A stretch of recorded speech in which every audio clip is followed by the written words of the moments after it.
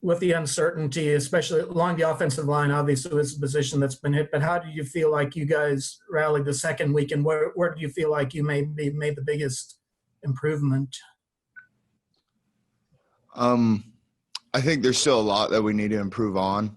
Obviously, we can play a lot better than we did, but I think, by the second half, we really started kind of gelling together. Our communication was there despite it being on the road in a tough atmosphere. And we played with a lot more finish and just a lot more competitiveness. And I think at the end of the day, we didn't play our best game, but we made plays when we needed to win the game. And I think it started with having a really good 2 weeks of practice.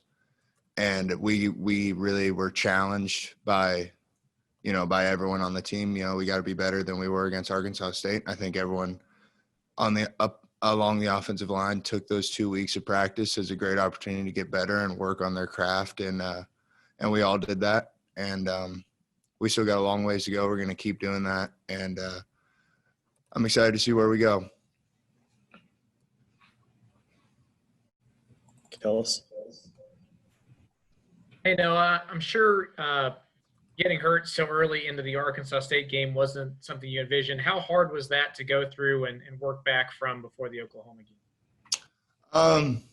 Getting hurt always sucks, especially when it was something like my elbow being hurt because, I tried to go back in and just couldn't do it. At the same time, during that game, it also put Ben Adler in a different position that, he wasn't as prepped for. So I was trying to lock in and, trying to help him out as best I could. And then Hayden Gillum even got a chance against Arkansas State, and he did a great job.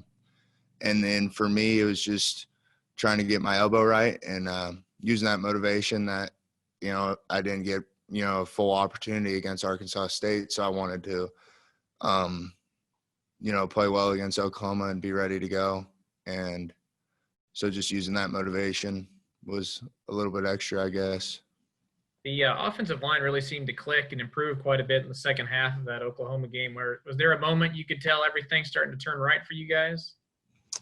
I think, probably that first angle route that Deuce took almost to the house, and then we QB sneaked it in. I think it's just making those big plays, kind of chipping away, getting the defense to maybe load the box a little bit less, because they have to respect all the playmakers we got on the outside.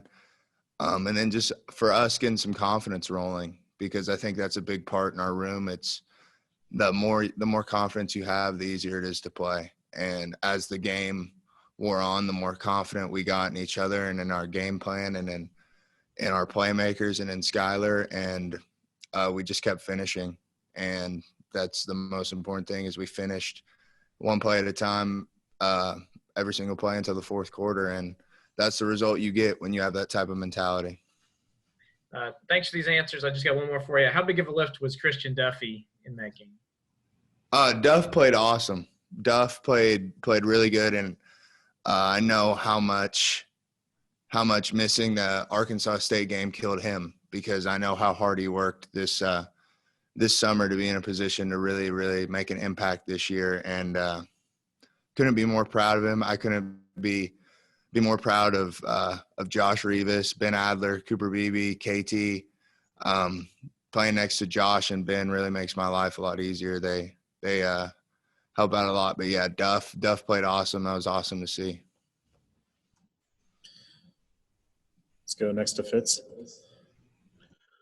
I know a good game on Saturday. Nice game, I should say. I was kind of asked my question, but as that game got rolling and you guys got in a rhythm, and then you went back and watched film, could you see how much better you got once you started to break down the film?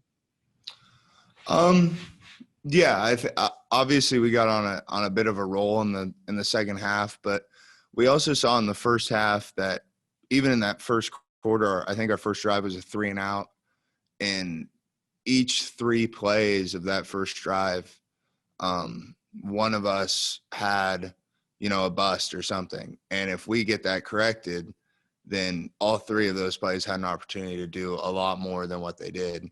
And that was kind of the theme that we saw watching film from the first half, even in the second half, is that there's still some lack of execution stuff that we have to take upon ourselves and we have to correct.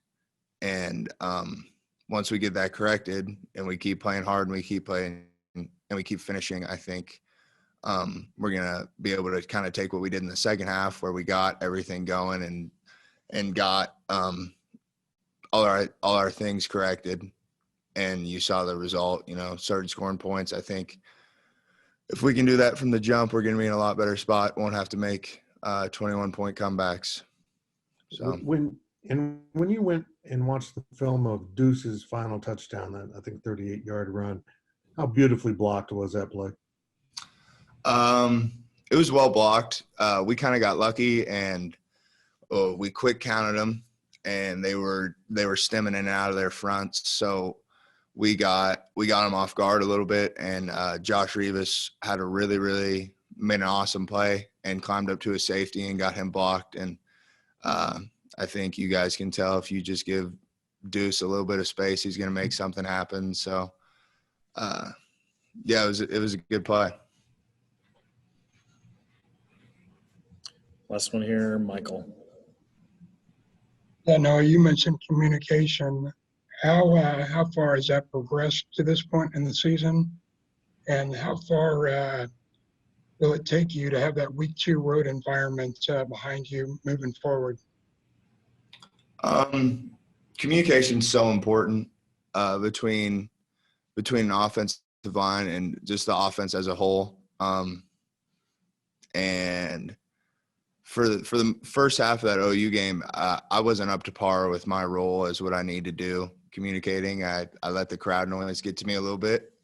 But the biggest thing is the trust between us to sometimes not have to necessarily verbalize the communication, but to know that, okay, Ben knows what I'm thinking. Josh knows what I'm thinking. Josh and Duff are on the same page, and Cooper and Ben are on the same page, because sometimes things happen so fast late in a snap count, you're not going to get everything communicated and everything fixed. And everyone just needs to know, this is what we're seeing. These are our rules. This is what we need to do. So the more we play together, the more we experience hostile environments, the more we experience different pictures, different looks from defenses, the better it's going to get. And we're going to keep working on it every day in practice. And, that's pretty much it. We just got to keep improving on it. And what was the difference in playing in front of 20,000 versus 80 or 90,000? Well, I've never played in front of 80 or 90,000, but before I played in front of 20,000, those are still a lot more people than like a game at Garden City or something like that. So it was a little bit louder than that, but it was cool. For me, it doesn't really matter how many people we play in front of, because the people that matter to me are the people on our sideline and in our program and family that gets to come to the games, and they still all get to come. So fans are a nice added bonus, but that's not, something that I play for or am motivated by at all.